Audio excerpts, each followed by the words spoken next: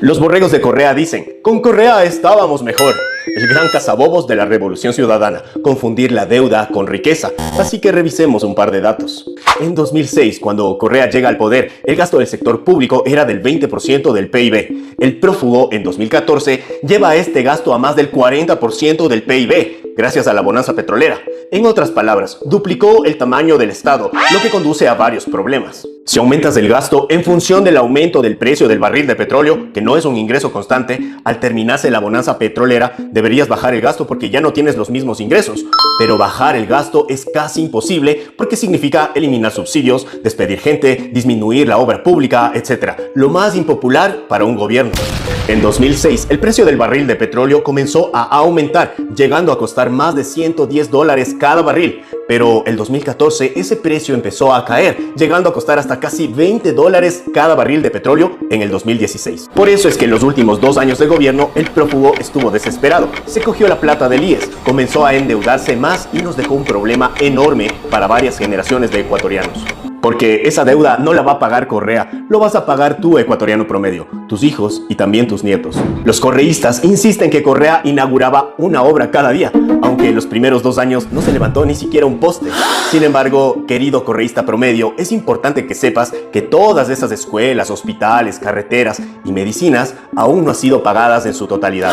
Así es, las pagamos hasta ahora y seguirán siendo una carga financiera durante varios gobiernos más. Todo gracias al iluminado de Rafael Correa. Así que si quieres agradecer a alguien, agradece a todos los pagadores de impuestos, porque ni Correa ni su círculo cercano pusieron un solo centavo de su bolsillo. Yo sé que tú, correísta promedio, confundes la deuda con riqueza. Tal vez ese pequeñísimo y modestísimo esfuerzo intelectual del que eres víctima te lleva a aferrarte con una fe casi teológica a un salvador providencial y crees que por mandato divino te va a rescatar de la mediocridad en la que vives felizmente instalado. Para que evites la fatiga, claro está. Pero tú, correísta promedio, te preguntas, ¿por qué si se está pagando la deuda no disminuye? Lo que tienes que saber es que hasta para endeudarse hay límites. Caso contrario, las deudas se hacen impagables como ahora, y para eso se utiliza el PIB. Como puedes ver, cuando Correa deje el mandato, la deuda es del 45.4% del PIB, pero no se puede superar el 40% del PIB, porque si lo haces, la deuda se convierte en impagable. Incluso en ese tiempo era inconstitucional hacerlo, pero gracias a la habilidad adquirida con tantos honoris causa, el prófugo saca el decreto ejecutivo 1218 en octubre del 2016, con el que elimina, en papel, a varias obligaciones económicas del Estado, o sea que maquilla la deuda total real del país, y con eso consigue endeudarse más. Rafael Correa, un vivísimo economista que recibió un país con 13.000 millones de dólares en deuda y con ingresos de 50.000 millones de dólares al año, se largó dejándole con 44.000 millones de dólares en deuda y con ingresos de 100.000 millones. En otras palabras, duplicó los ingresos, pero cuadruplicó la deuda. ¿Lo ves?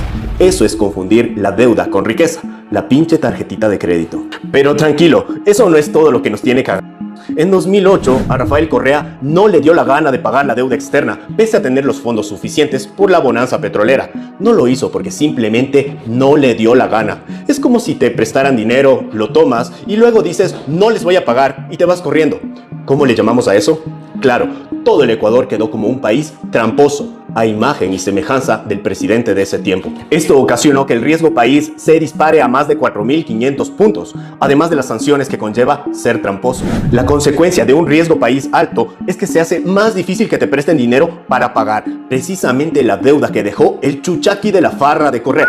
Se quejan que los intereses son altísimos y justamente los intereses se calculan con el riesgo país. Es más, en un país con riesgo alto, la inversión no llega. ¿Quién va a querer hacer negocios con un tramposo? Pregúntales a los venezolanos, que están mejor que el Ecuador según Luisa González y tienen un riesgo país de 24.970. En conclusión, los únicos que estaban mejor con Correa eran Correa y sus panas, y las decisiones irresponsables que tomaron para que los borregos confundan deuda con riqueza las pagaremos los ecuatorianos durante varias generaciones.